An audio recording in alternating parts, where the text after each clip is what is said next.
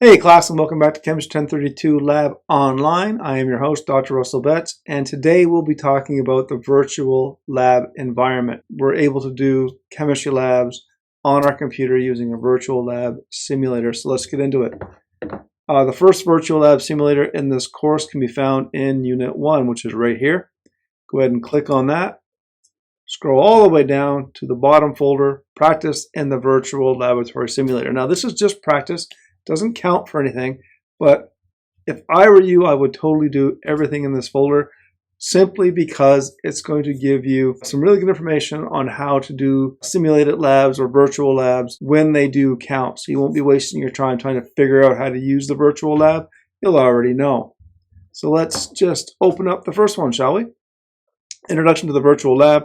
This is basically some instructions on on what everything's called, the jargon behind it, and what the virtual lab is like. Scroll through it, read through it. Very simple. Nothing here is that painstakingly difficult, but you should do it just because it's going to help you to do the next thing, which is the procedure.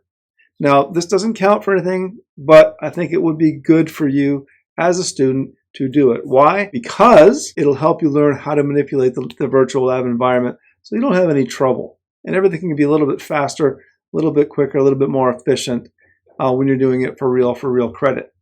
All right, so let's go back to this and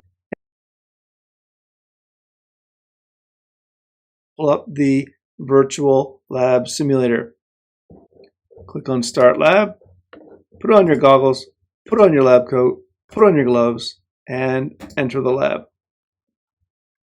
And here we are. It looks and feels just like a real lab, to be honest with you. It's actually quite nice, quite well done. So a couple of things. There's a waste bucket here. Here's some controllers over here that I'm kind of in the way of right now. Let me pop myself out of there real quick. So there's some things here you might want to do, some keyboard controls, some help, timer, reset the lab. If everything goes wrong, just reset the lab. And if you're colorblind, you can click there. All right. Over here, we have zoom in, zoom out. So then click zoom in, get a little closer to things, zoom out.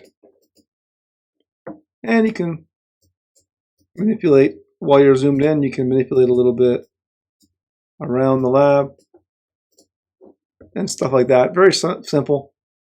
Here we have a sink. It's where all your dirty glassware and stuff will go. All your dirty glassware, dirty containers, essentially. So let's look at the shelves. We have instruments, containers, and materials. The instruments are just things you're going to need to use. Containers are essentially glassware, what you contain the chemicals in before and during chemical reactions. And materials are some of the chemicals you might need. Now keep in mind, this virtual lab is set up to be basically like any other lab. It's got more equipment than you're going to want to use that day. It's got more containers than you're going to need, and some chemicals and reagents that you don't need. Just like a real lab environment, you have to pick what you need. So you have to read labels carefully. The good thing about the online lab or the virtual lab is if you just let the mouse hover over something, it'll tell you what it is. So for example, this is a 400 milliliter beaker. That's a pressure gauge. That's a thermometer. This is some magnesium. That's a bottle of water. Stuff like that. Very nice. Make sure you read the labels. Notice over here we have some arrows to the right. That means there's more stuff on this shelf if you click to the right. So let's do that. Now, again, they look the same, right? Because they're all white bottles with blue caps and labels. That's kind of what chemicals look like, guys. They're in bottles. All the bottles look very similar. You've got to read the labels. Okay? Let's read the labels. So this is magnesium, that's sodium carbonate, etc. And then just keep clicking and you'll see there's more stuff. And more stuff. And more stuff. There's just a lot of stuff. Okay? So just click what you need. Find what you need and use it. Same thing for containers. Just keep clicking to the right. You'll see there's numerous types and styles of containers and a few different kinds of instruments as well. All right, so let's say we wanted to weigh out some material. We need a balance for that. So let's go down here to the instrument shelf, click, hold, and drag. So I pushed the left mouse button, I held it down, and I drug or I move the mouse to the bench top. Once you get the balance where you want it, let go of the mouse. And there you go. The balance is now on the desktop. So let's say I want to weigh out whatever that is, some sodium hydroxide. Well, I need a container to weigh it into. So let's say we want to weigh it into this Erlenmeyer flask. So click, hold, and drag, and place it on top of the balance. You want to let go of it. Simply lift your hand off the left button of the mouse, and you'll see that this particular flask weighs 118.000 grams. Don't care about that, so we could actually just re-zero it if we want to. So click re-zero. So now the computer inside the balance has set the digital balance back to 0, essentially ignoring the weight of the Erlenmeyer flask. Let's add some water. Let's add some water. So click, drag, hold, and hover over the Erlenmeyer and let go. Now, because it's a liquid, the computer knows that we have to give it some kind of volume. So now we can enter up to 314 milliliters. That'll fill it right to the top of the Erlenmeyer flask. Let's just add 150. So type in 150 and click add. And as you can see, some material got added, some water essentially got added to the 150 mark of the Erlenmeyer flask. Click re-zero. And now find the sodium hydroxide. It's right here. Click, drag. Oh, before we do that, let's have some fun.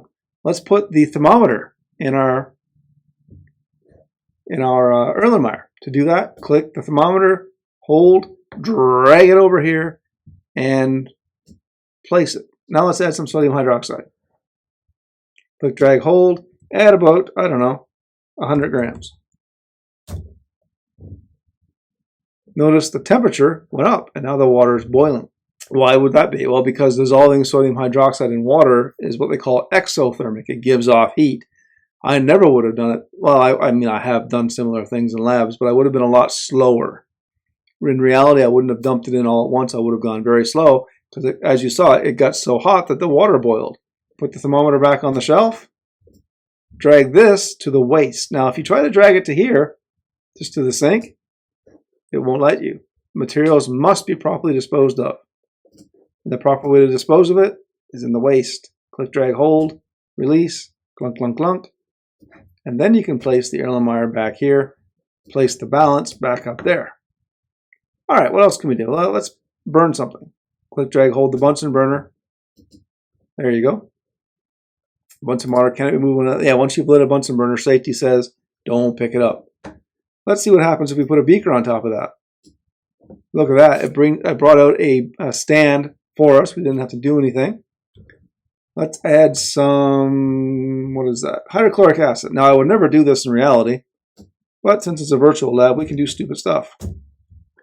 And let's heat it up, and let's monitor the temperature. So there you can see the temperature of the water, the hydrochloric acid solution is warming up because we've lit a flame under it. And we turned up the heat. I notice how the flame went from kind of a purplish color to a blue color.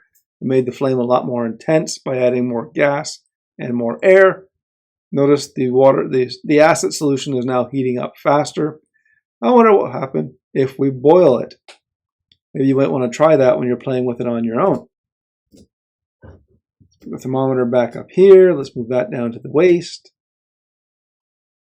Now remember, I'm just click, dragging, and holding. Just click, drag, and hold.